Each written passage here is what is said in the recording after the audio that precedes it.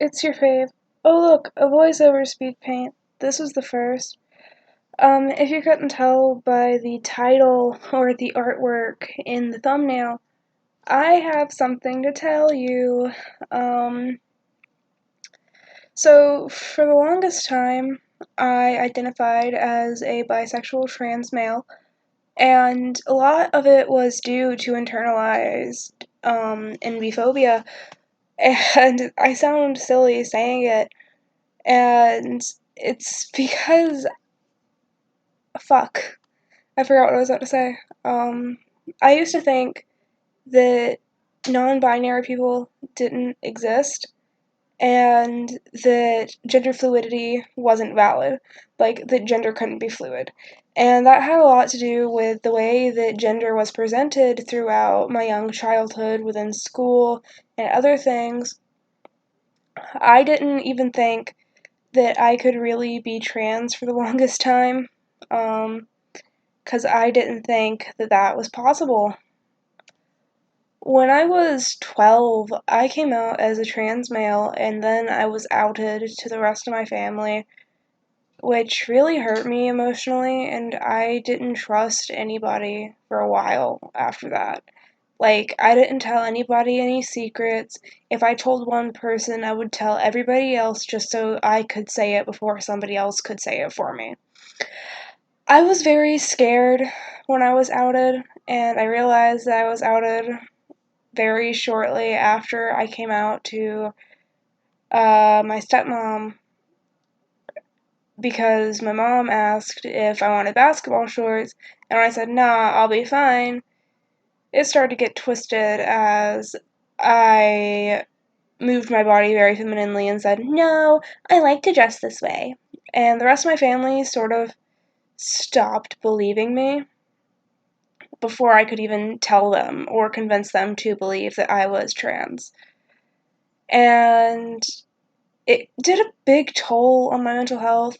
I got very depressed, very suicidal, and I didn't really like myself that much.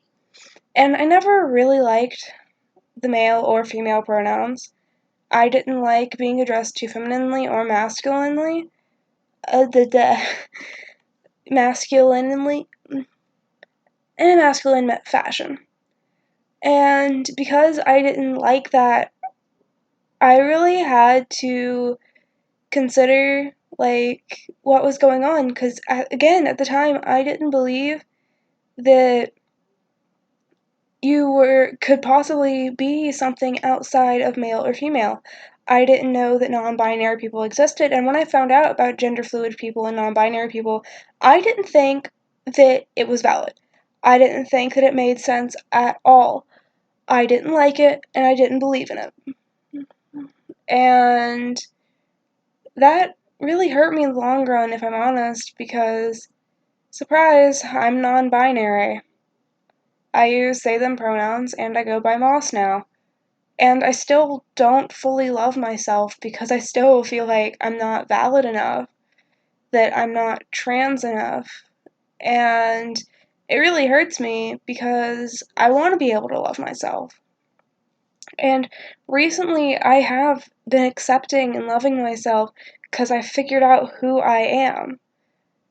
But it still is hard. I changed my name on a family ornament to my chosen name, and my mom got mad at me because I didn't say anything to her because it's her belonging. And my brother called me a disgrace, even if it was as a joke. And nobody, not my mom or my brother, will call me by my chosen name or using they them pronouns, and it's very hard for me.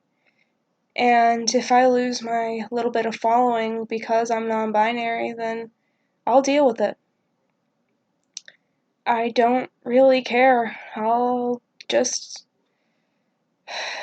I guess I can deal with it the best way I know how. And that's just taking a deep breath and keep on keeping on because I know that people do support me and people do love me. Even though I am non binary and I am pansexual, two things that get put under a lot of scrutiny. Non binary people are labeled as transphobic and are labeled as non existent because there are only two genders and stuff like that. And pansexual people are labeled as biphobic and are labeled as they are like contributing to bi erasure. And for the longest time, I didn't think that pansexuality was valid, so I identified as bisexual even though I wasn't, and I knew that I wasn't. It's very scary whenever you think that you're not valid. It's very scary when you think that you're not allowed to exist. It's terrifying. Absolutely terrifying. Because all you want is to be loved and accepted, but you can't even love yourself. And that's why I'm glad that I can finally come out and say, hey, my name's Moss, and I'm an NB. I have always been non-binary. I just didn't know, and I didn't think that I was valid. I went to the hospital for trying to off myself when I was 14 or 13, I think, actually. It was before my birthday. I was about to turn 14, I believe. But I met a non-binary kid, and they helped me a lot, because before I met them, I thought that all non-binary people were faking, I guess, that they weren't valid, that they didn't deserve to exist in the same exact realm that I did. I thought that they made me look like a joke. I used to look at neo-pronouns and go, wow, you're a fucking joke. Because I didn't think that they were valid. And the reason I didn't think they were valid is because I didn't think I was valid. I keep talking in circles, if I'm honest. And I'm just so glad to come out. And I hope that you can all respect me and love me. And I guess this is it, because there's not really much left to say whenever I come out. It's just getting up the courage to go, hey, this is who I am. If you don't like it, then fuck you. That's kind of the attitude that I'm going to have from now on. My name is Moss. I am a non-binary pansexual, and I use they, them pronouns. Please respect my pronouns. If you leave a comment, please respect me the best you can, because misgendering someone or dead naming someone is very, very painful. I no longer go by Ace. I no longer go by Jasper. I no longer go by my birth name. And I just really hope that everybody can love and support me. Have a great day, night, or afternoon, wherever you are. I love you guys. Bye.